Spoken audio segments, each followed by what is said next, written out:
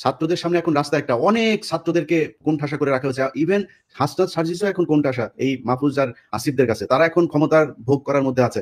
Private university, এই যে north south university, BRAC university, এই ইউনিভার্সিটিগুলোর কত ছেলে পেলে মারা গিয়েছে, একজন প্রতিনিধি আছে সেখানে?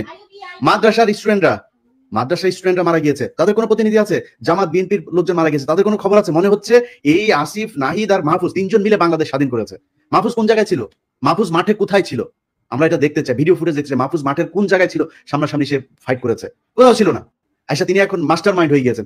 এখন এই যে জিনিসগুলো করা হয়েছে, আমি মনে করি আমার সাথে অনেকে যোগাযোগ করে প্রাইভেট ইউনিভার্সিটির, বিশেষ করে একটা বিশাল বড় গ্রুপ আছে, এই গ্রুপগুলো চায় তারা এদের ব্যাপারে। আমি বলি যে দেখেন ভাই, ওরা যেভাবে চালায়, যেহেতু তারা 5 তারিখের একটা পক্ষ, আমি তাদের প্রতি একটা সফট কর্নার ছিল, কিন্তু আজকে বলছি যারা যারা আছেন সবাইকে, ইভেন কি ভিপি নুরুল হক নূরের দল, তার কন্ট্রিবিউশন নাই এখানে?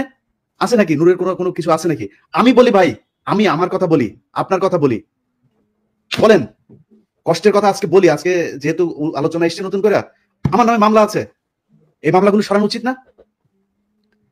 এমন কোন উপদেষ্টা কেউ ফোন করেছে আমাকে এখন পর্যন্ত যে ভাই কি হয়েছে, কোথায় আছে আপনার মামলা?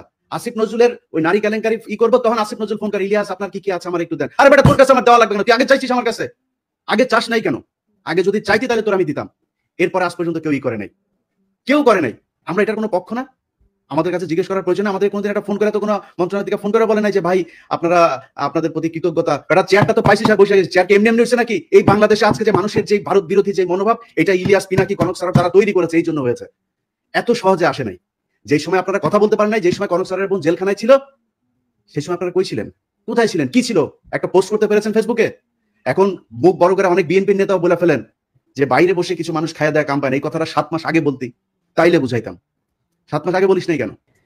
যদি নাকি আসলে এই দেশে থাকতে চান, আমি আবারও রিপিট করি, দেশে যদি থাকতে চান, পরিস্থিতি যা হয়েছে আপনি দেশেই থাকতে পারবেন না। আসিফ নজরুল অলরেডি তার বউ বাচ্চা আমেরিকায় পাঠিয়ে দিয়েছে, সে টাকা পয়সা যা পাঠাচ্ছে একদম দায়িত্ব নিয়ে বলছি, আপনাদেরকে গ্যারান্টি দিয়ে দিলাম, আসিফ নজরুল আমেরিকাতে প্রপার্টি কিনেছে। প্রপার্টি কার মাধ্যমে কিনেছে সেটাও জানি। পরিস্থিতি আসলে আপনারা জানতে পারবেন, তখন এই ক্যান্টনমেন্টের ঘটনা যেমন আজকে বের হয়েছে, ওইভাবে সবকিছু সামনে নিয়ে আসা হবে। তো আমি মনে করি বাংলাদেশে সবাই তো ঢালাভাবে বলা সম্ভব না। জামাত, বিএনপি, হেফাজত, এই প্রাইভেট ইউনিভার্সিটি, পাবলিক ইউনিভার্সিটি, এই যে এখন দেখেন যেখানে যাচ্ছে তারা মার খাচ্ছে। কারণ কি? কারণ ওই পক্ষটা তাদের এই কার্যক্রমকে পছন্দ করে না। আমি মনে করি তাদের কালকে থেকে যেখানে সময় টিভিতে এখন পর্যন্ত খুনিরা বসে অফিস করে। ভাই, খুনি কেমন অফিস করে? বলেন তাহলে, যে কেউ মারা যায় নাই, আপনি হত্যা মামলার আসামিরা আপনি অফিস করতে দেন, এটা কোন ধরনের নাটক? আশিক রহমান, এই যে আরটিভির হত্যা মামলার আসামি, কই? আপনি তারা ধরেন না। সো কালকে থেকে লিস্টিং করতে হবে কোন কোন অফিসে এখন পর্যন্ত হত্যা মামলার আসামি আছে, আওয়ামী লীগের দোষর আছে, সেই অফিসে যায় তারপরে বাই ফোর্স তাদেরকে ওখান থেকে সরাইতে হবে। সাংবাদিক, প্রথম আলো যেসব সাংবাদিকরা এই বাংলাদেশে ভুয়া জঙ্গি বানায় তারপরে তাদেরকে 12 বছর গুম করে রেখেছে, তাদেরকে কি করতে হবে? সবচাইতে বড় কাজ যেটা, সেটা হচ্ছে যারা এই 12 বছর গুম ছিল, ভাই আপনারা লোক পান না, কারে কোথায় বসাবেন, কে ভালো মানুষ? আরে ভাই, ভালো মানুষের দোকানে খারাপ মানুষের নিয়ে বসান। মনে করেন গুম ছিল এরা খুব খারাপ মানুষ, ওরে নিয়ে বসান, ও যাই করুক, অন্তত বিট্রে করবে না। আওয়ামী লীগকে আনার জন্য ওরা কোনো কাজ করবে না, কারণ ওরা 12 বছর গুম ছিল। এই লোকগুলির কোথাও বসান নেই। গুম ঘরে নিয়ে যায় পরিদর্শনে, সেখানে হাসিনুর রহমানরে নিয়ে যায় না। আপনি কোন দেশে আছেন? আপনার এই ওয়াকারের গায়ে আগুন জ্বলে যায় হাসান নাসির আর আসিনুরের নাম শুনে। আপনি কে ওয়াকার মিয়া? আপনার জীবনের সবচাইতে বড় পাপ, আপনি যে দোজকে যাবেন, আপনি নাকি মাগরিব থেকে এসা পর্যন্ত আপনি কোরআন ছাড়া কিছু বুঝেন না।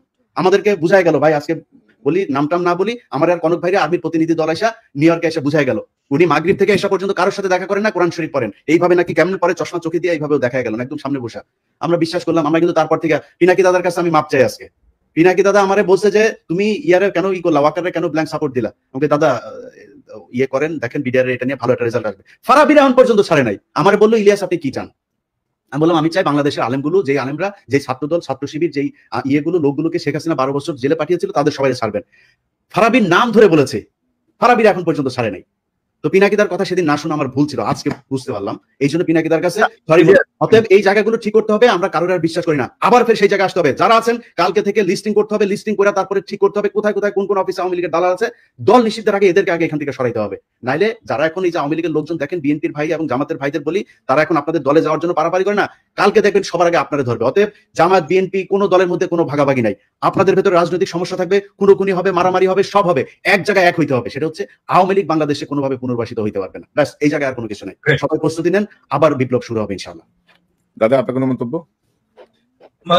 আমার নামে কিন্তু একটা মামলা শুধু খালাস হয়েছে, তবে এটা কিন্তু কেউ উদ্যোগ নেয়নি। কারণ আমার মামলার সাথে ছিল মুশফিকুল ফজল আনসারী আর ওই যে আশিক ছেলেটা তো খুব নামকরা অ্যাক্টিভিস্ট এবং খুব উদ্যমী ছেলে।